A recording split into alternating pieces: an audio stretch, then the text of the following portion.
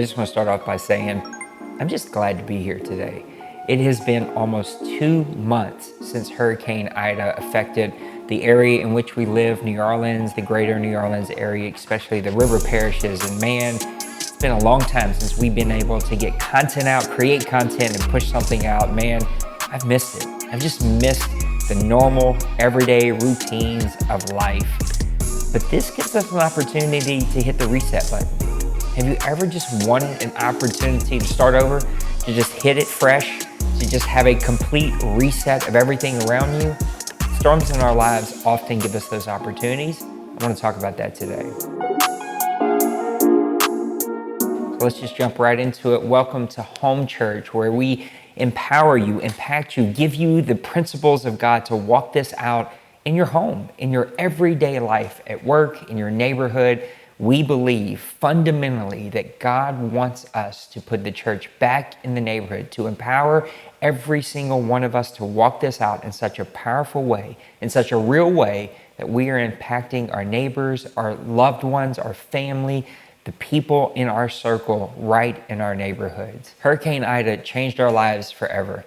It's the second year in a row where hurricanes have impacted Louisiana in such a way that our lives will forever be changed.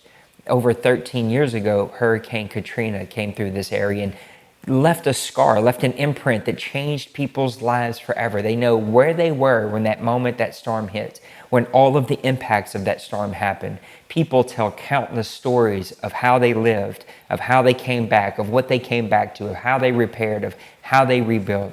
My family, my loved ones back in Southwest Louisiana were impacted by 2 and 3 tremendously large hurricanes last year. And to this day, people are still living with blue roofs on their homes, and sheetrock missing, and floors missing, and still not all of the things put back together a year later. And now Hurricane Ida has happened. And man, Hurricane Ida was tremendous. It completely devastated this entire area where we live.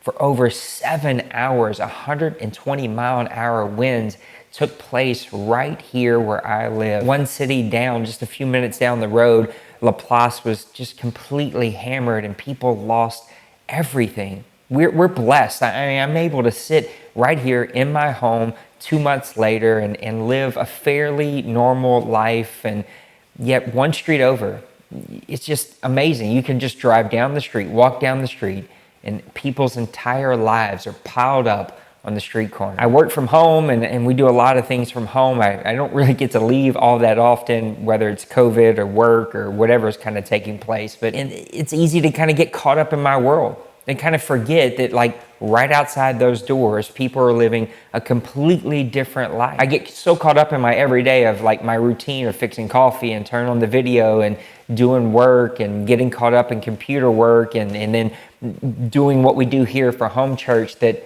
it's not until I leave to, like, bring my son to work or go run an errand or go to the grocery store that I'm like, man, it's completely devastated. The piles are getting larger, and every single time they pick up the trash, and then the next day it's right back again. It's everything that represents someone's life is piled right in front of you, completely ruined, thrown away. Their entire lives, everything they've worked for, everything that they've built is sitting right there. The cleanup, it's the trying to put things back together, this sense and idea of normal, hurricanes, storms, things that happen in our lives just completely change everything. We have this opportunity. We want to put it back, make it better, make it new.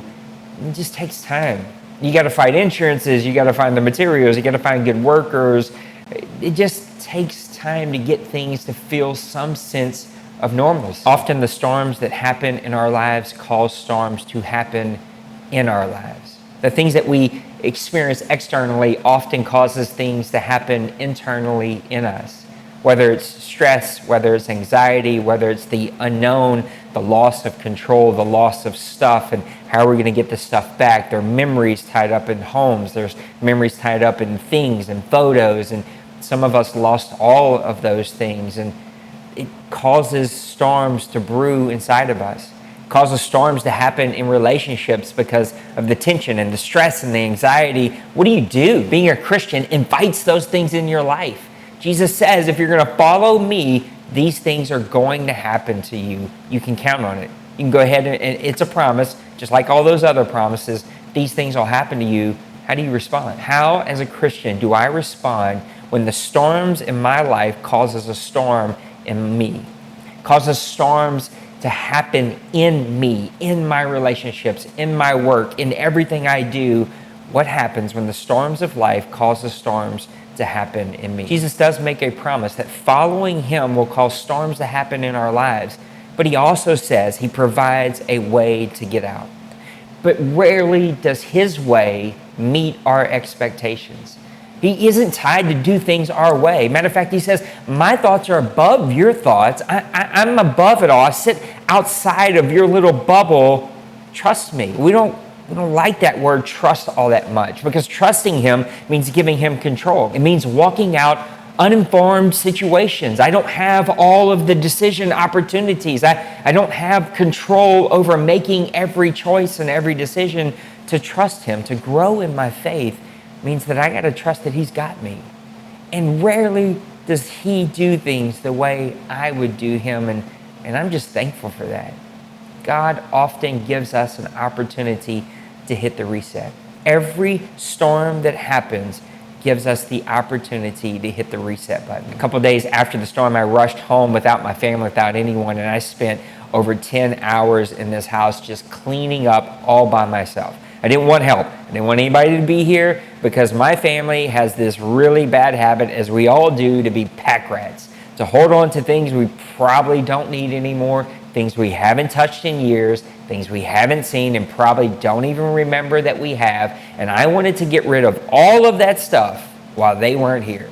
And so I spent hours going room to room, closet to closet, opening up containers, opening up things, looking underneath beds, and just throwing away piles and piles of trash, just so that I would not have to hear about holding on to this one thing that we haven't touched in 10 years. It was this opportunity to hit the reset button.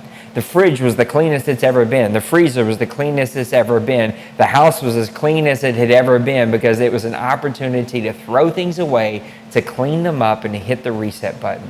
Storms in our lives often give us the chance just to hit the reset button, to completely reset in our lives. I'm reading the Old Testament right now, and I see time and time again these stories. Name after name, situation after situation, circumstance after circumstance, constantly being offered as reset buttons, as opportunities to reset the story, to reset the norm, to get a new baseline to start from. One of them comes in Genesis chapter 6. I'm going to read it from the ESV. I'll put it on the screen. Read it from whichever translation that you want. But it says this. He says, when a man began to multiply on the face of the earth, and daughters were born to them, the sons of God saw that the daughters of man were attractive. There's so much right there that we would talk about and unpack and debrief, and whatever other Christian speaker phrase that you want to put on there. That's not what we want to focus on for right now. Let's keep looking. He says, then the Lord said, my spirit is not going to abide for man forever, for he is flesh. His days will be 120 years. It's already a little red flag. Jesus is like, man, this isn't going the way I wanted it to. Adam and Eve kind of has created a dilemma here. People are walking away from me. They're in control. Like, they're taking control, and they're not making the healthiest decisions. Man, I'm not going to let my spirit be with them forever. They can't live forever. We're going to limit it to 120 years. Maybe that'll solve the problem.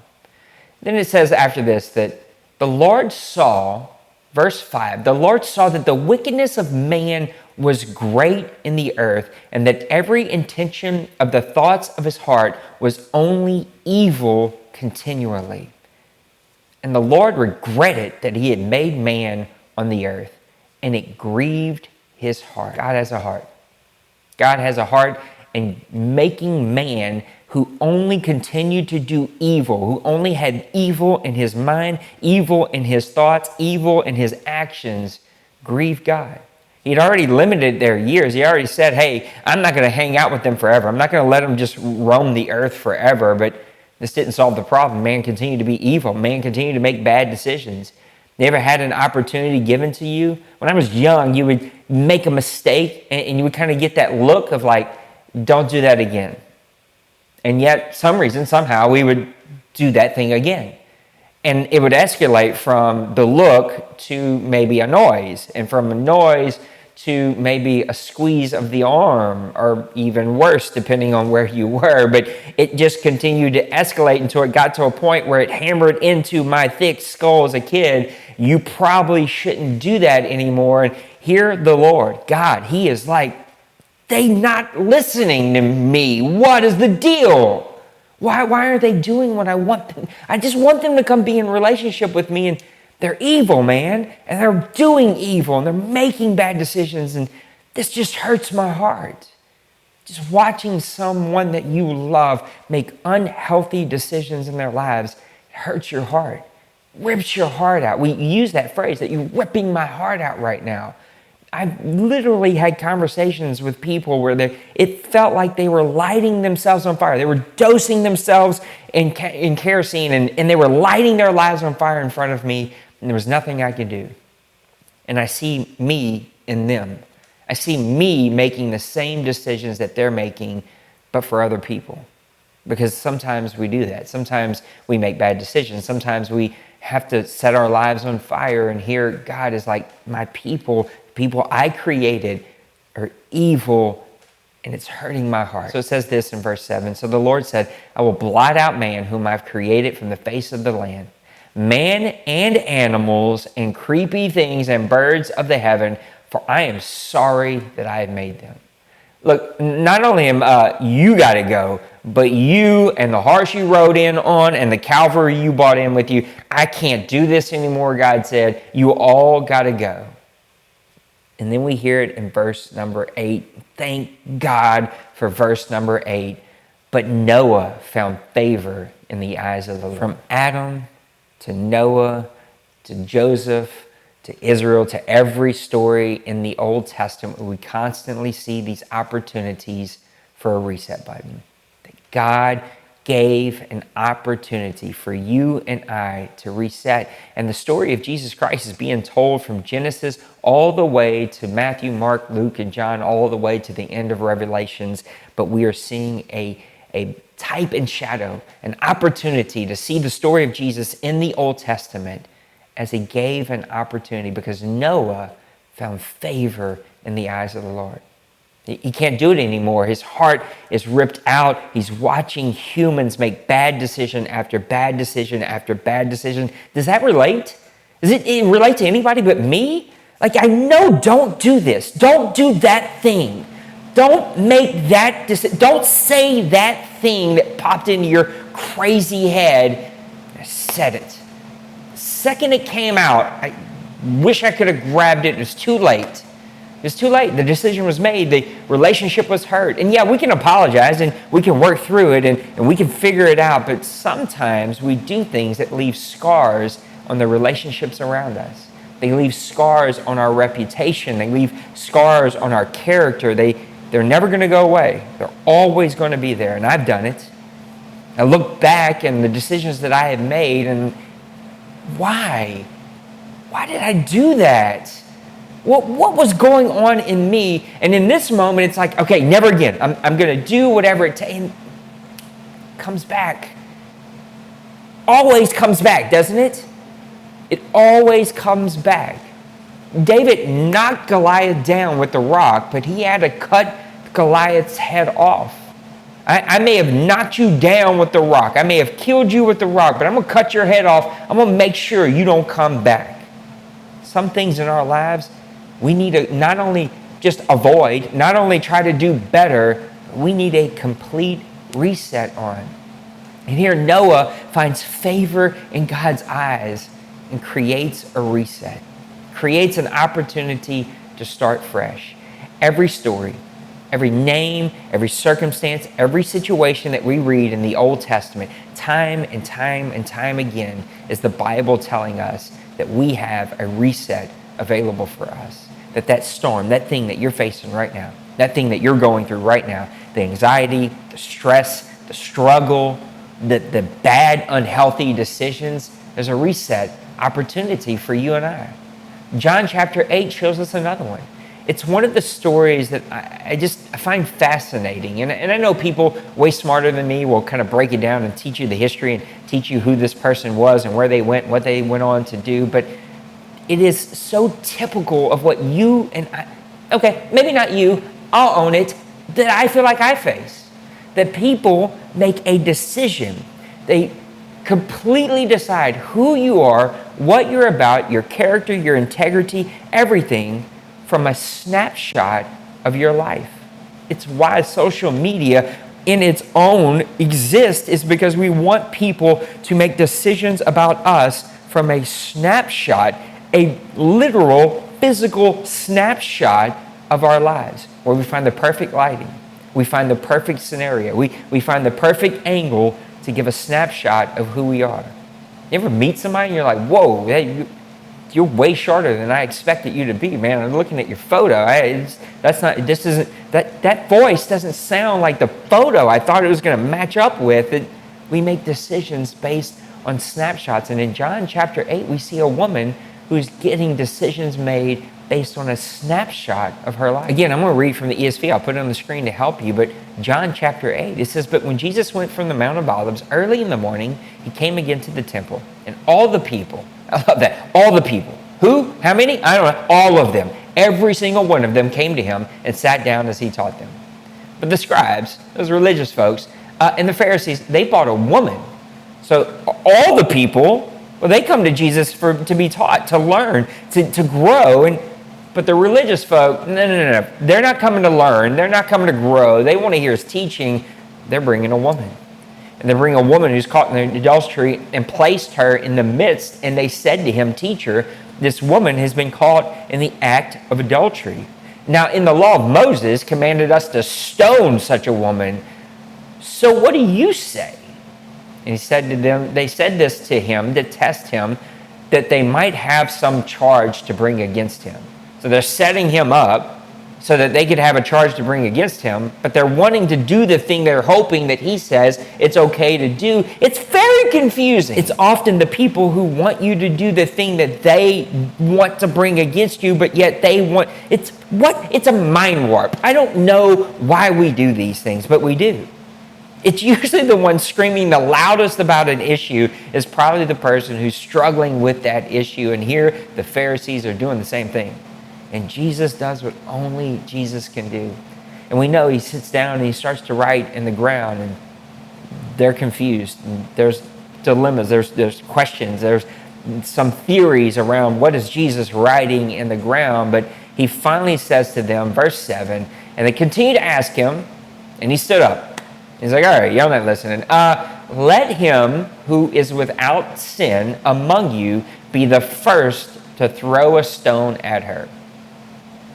Which is scary, because Jesus didn't say don't throw them. He just says those without sin, you throw them. And yet one by one, they begin to throw their rocks down and walk away. I can't imagine what this woman is feeling. I can't imagine the terror, the anxiety, the stress that's just kind of overwhelming her senses. She's questioning, how did I get here? How did this one decision get me here? It's all going away. How? You ever just look around and go, how? How did this happen? How did I get here? I never planned on getting here. I never wanted to get here. I put things in my life to keep me from getting here. And yet, in that moment, I made that decision that has now got me here in my life. And Jesus offers a reset. He says to her, "Woman, where are they? Has no one condemned you?" She says, "No one, Lord." And Jesus says, "Neither do I condemn you. Go from now on and sin no more." A reset button was offered to her. Before Calvary, before all of our sins were paid, the ultimate sacrifice was given, before Jesus Christ himself hung on the cross, defeated death in the grave, and came back to empower us by filling us with his Spirit, before the new birth, without her experiencing any of that, he empowers her with a reset button. He says, don't do it. I'm not going to condemn you. Go and sin no more. And from a microscopic view of this woman's life, where all of us could judge her, all of us could condemn her, we could label her, we could place her in her box, and society could move on, Jesus Christ offers a reset button. Before any sacrifice of himself was offered, before sin was paid for, she experienced the fullness of mercy and grace in her life. And I know that I need that, because I make decisions sometimes that put me in a place in life that I wish I never was before. I have thoughts, I have ideas, I have questions, I have concerns. Even as a man of God, I stand before you and tell you that I struggle every single crazy, stupid day. Every single day. Every single day I question my faith. Every single day I go, why? How did I get here? And yeah, right now in your head, you've got all kinds of assumptions of what that means, of what that's doing. But what is it that we are struggling with?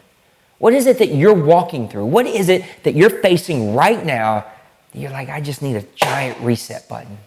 I just need to hit the reset button, because Jesus Christ offers one.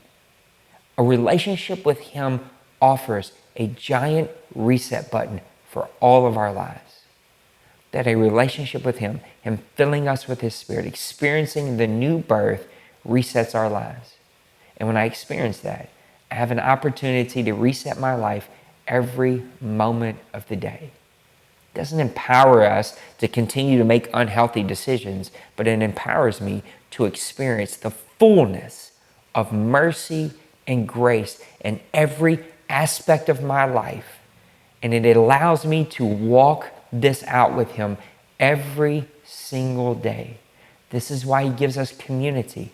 This is why he gives us relationship, so that I can be connected with people, not so they can know all my business, not so that they can hold it over my head, not so they can be my trash can and I can just dump everything into them, but so that they and I can walk this out. So I can find those very elite few, those very small circle of people that will surround me, that I can say, I am a complete trash. I am completely messed up. I have completely screwed this up. Pray for me. Walk this out with me. Help me to experience what it's like to grow from this storm.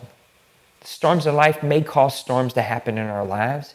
There's always a way to grow. There's always a way to go deeper. Jesus Christ loves you and me immensely. I don't know that I can even wrap my head around how much he truly adores me. Because if I did, I would live life differently. I would make better decisions. I would make different decisions. I would live life completely different.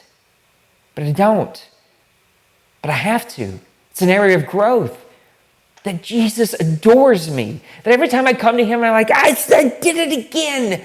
I told you I wouldn't, but I did it. I did it again. If I could punch myself, I'd probably punch myself. I know that you probably can.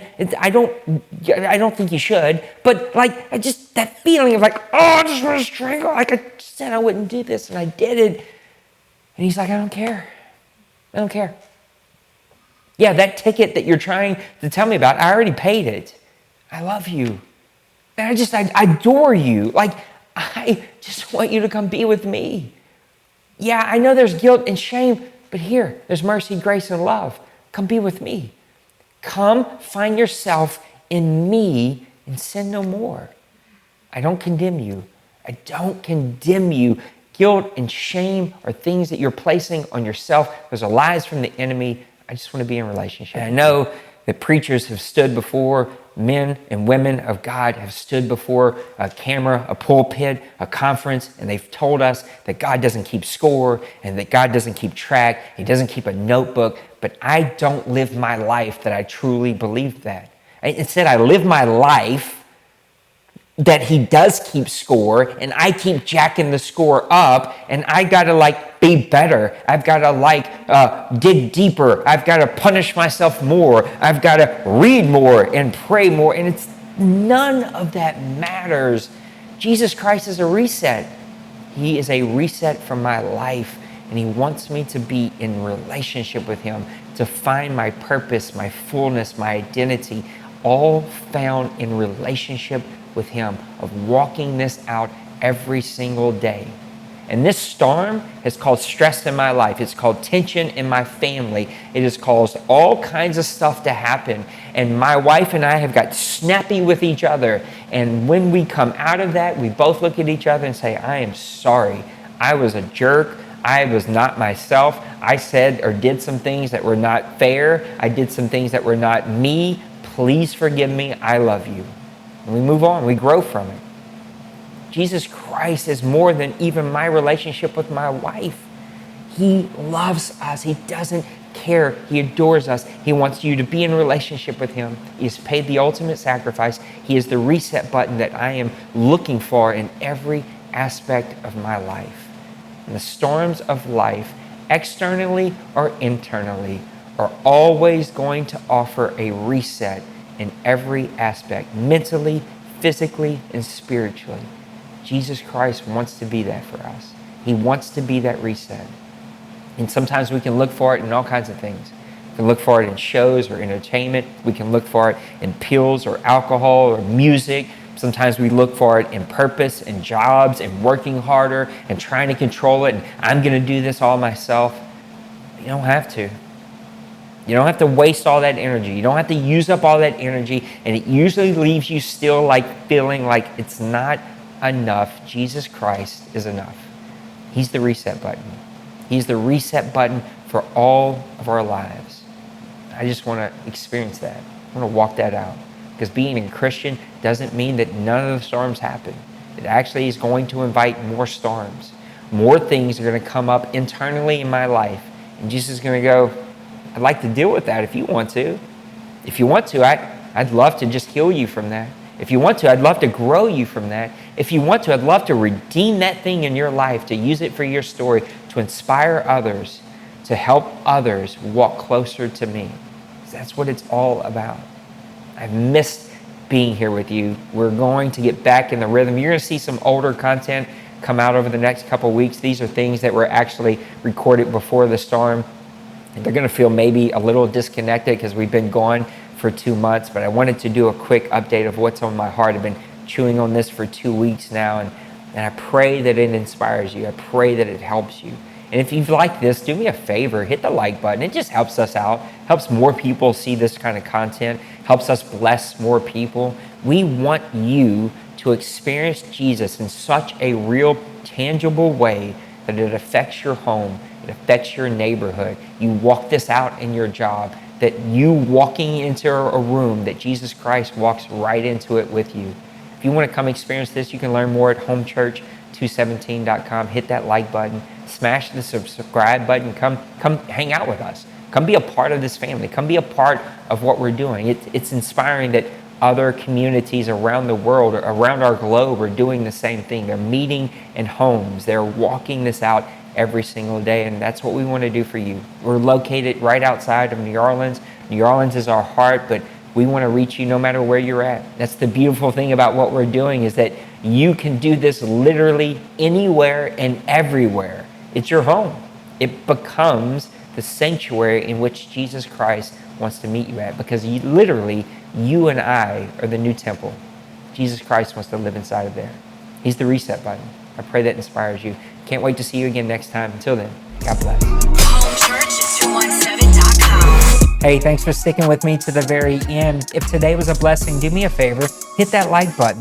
I invite you to come be a part of this community. We look at the simple principles of God, how they apply to our lives, so that we can experience the best relationships in life, love, and leadership.